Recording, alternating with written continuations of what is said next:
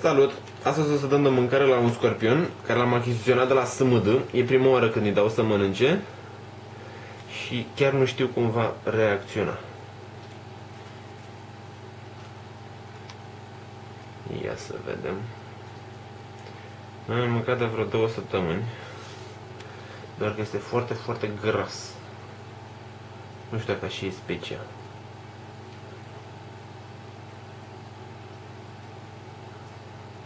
Era cel mai gras dintre toți 4 pe care avea să mă dă.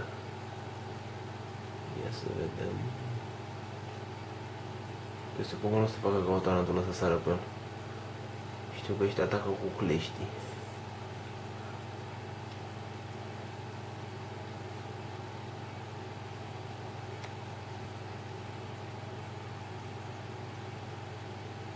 Nu chiar.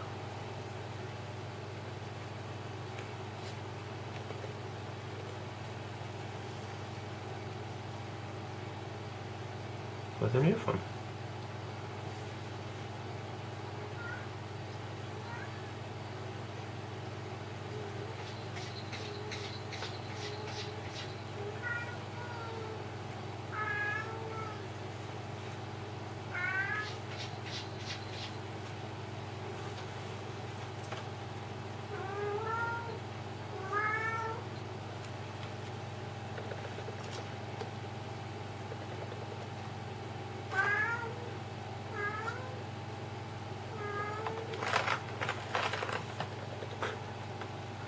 Ce scorpion prost!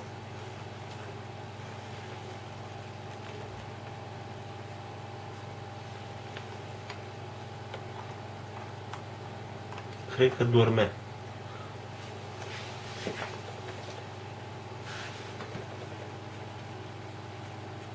Acum îl cauți?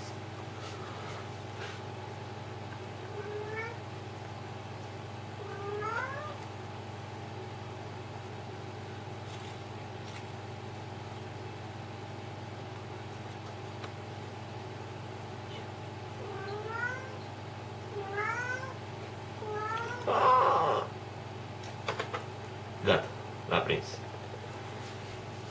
Asta e gurița. Deci asta e gura lui. Și pur și simplu mănâncă de viu. Termină masa, vă mulțumesc că v-ați uitat. La revedere!